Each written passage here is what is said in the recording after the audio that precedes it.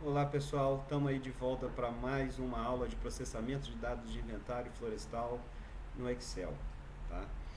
É bom observar, essa aqui é a base de dados que chegou do campo, que o pessoal foi lá no campo, coletou a base de dados, seja ela de coletor ou tenha sido coletado numa prancheta, com folha, caneta e foi digitalizado aqui no Excel. Independente da forma com que isso foi realizado, estamos aqui com a base de dados. Nós vemos aqui nessa coluna A que tem o talhão. Tá? Para essa base de dados exemplo que eu estou dando aqui, nós estamos considerando que talhão é a chave primária, tá? Na qual toda a propriedade da empresa ou do produtor florestal, seja ele qual for, esse talhão só tem um talhão de cada número em toda a fazenda, em toda a propriedade da empresa. Então, por exemplo, só existe um talhão de número 1, só existe um talhão de número 2, só existe um talhão de número 3. Tá? Esse conceito é o conceito de chave primária para a base de dados. Tá? Quem não tem esse conceito, é bom dar uma olhada no YouTube e pesquisar alguma coisa sobre conceitos de base de dados e chave primária. Tá? Porque depois nós vamos usar esse conceito para correlacionar os dados do inventário florestal com o cadastro florestal.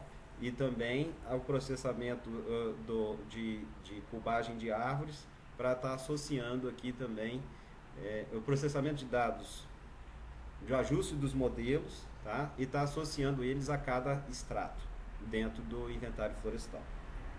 Ok?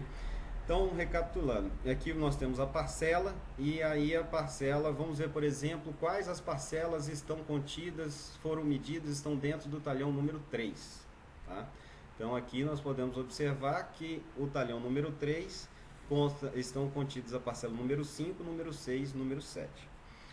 É bom também a gente sempre prezar, por quando for medir o inventário florestal, a gente ter parcela de 1 a N para todas as, fazendo com que nenhuma parcela tenha o mesmo número ou o mesmo nome, tá? Isso, quem trabalha com base de dados, a informática, agradece muito com relação a isso.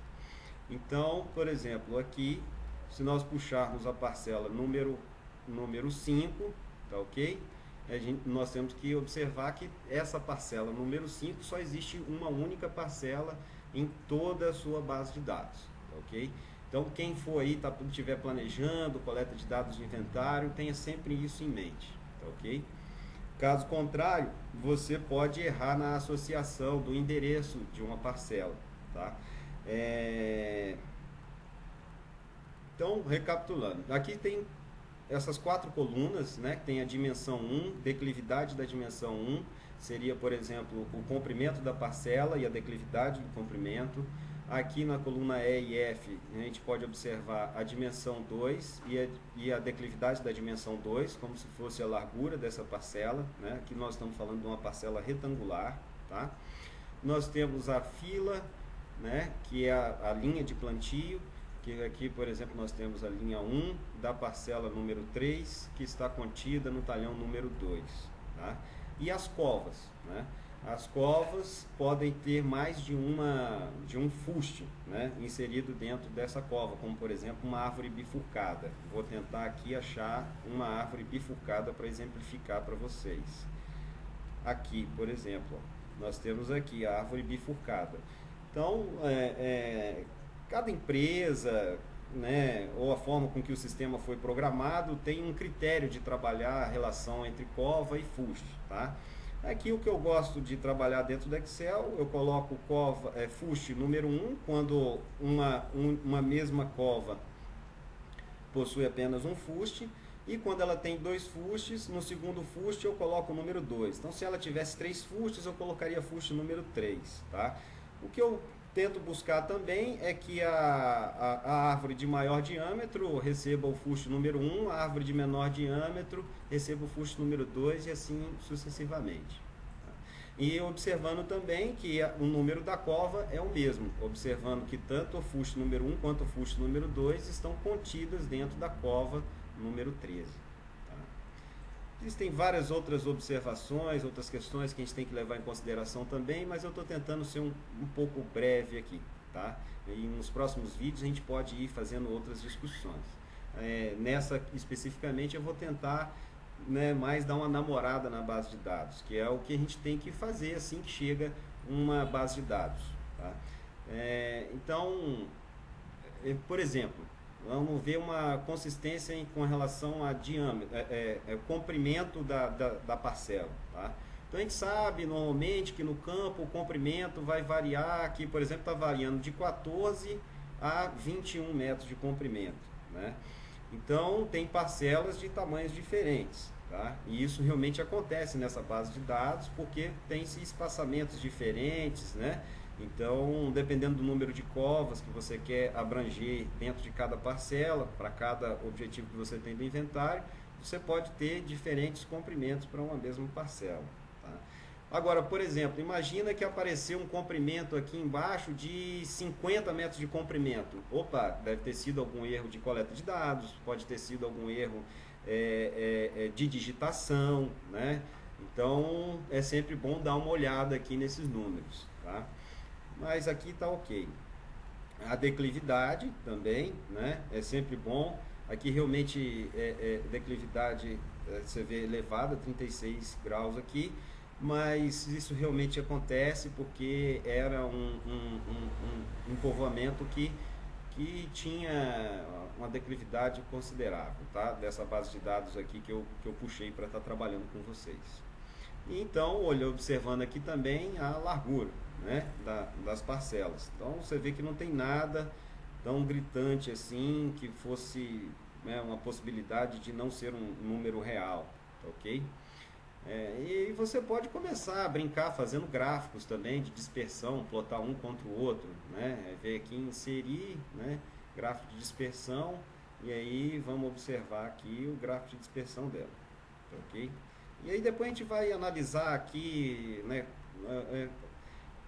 opções de analisar isso, tá? Como está discutindo em cima dessas consistências. Uma coisa importante, interessante da gente ver é que você tem os códigos das árvores, né? Imagina uma árvore normal. Toda árvore normal ela tem que ter sido medido o diâmetro dela, né? Então vamos ver se todas as árvores caracterizadas como normais tiveram seus diâmetros medidos, ok? Então a gente vê que não tem nenhum zero aqui, né? E também não tem nenhum diâmetro gritante, por exemplo, um diâmetro de 100 centímetros aqui, né? Então também é uma coisa que é bem importante dar uma olhada nisso na base de dados quando você estiver processando, tá? Processando não, é antes de processar para fazer a consistência da base de dados, ok? Então é bom você dar uma olhada em cada código desse. Por exemplo, A é a árvore dominada, tá certo? Ou seja, algumas pessoas chamam de suprimidas, né? Então uma árvore suprimida ela tem que ter diâmetro zero e tem que ter altura, né, igual a zero, né? Aí são as árvores que têm diâmetro mínimo, né, que é aproveitável em escala operacional de uma empresa. Então, por exemplo, tem empresa que o diâmetro mínimo é 5, tem empresa que é 3, tem empresa que é 4 de diâmetro mínimo. Então, se aparecesse algum diâmetro aqui, a gente ia saber que estava equivocado. Ou o código da árvore foi acrescentado de forma equivocada, ou o diâmetro, né, foi digitalizado aí ou associado a essa árvore de forma equivocada também, tá? Então aqui vamos ver, por exemplo, a árvore dominante, esse D aqui. Então se uma árvore é dominante, necessariamente ela tem que ter tido a altura medida. Então aí filtrando a árvore dominante, a gente dá uma olhada aqui na base de dados, a gente pode observar que não tem nenhuma árvore que teve altura igual a zero, tá? Aqui é porque essa base de dados eu já dei uma consistida prévia nela, não teve nenhum erro já é capaz a gente não achar nenhum erro de amostragem, mas quando isso chega do campo, nós vamos observar que ocorre com bastante frequência, tá? Então uma árvore falha aqui, por exemplo, a falha é aquele conceito de plantio, né? Falha é que no momento de plantar, ou aquela muda não foi plantada no local, ou digamos que ela morreu antes dos 2 anos de idade, tá ok? Então uma árvore falha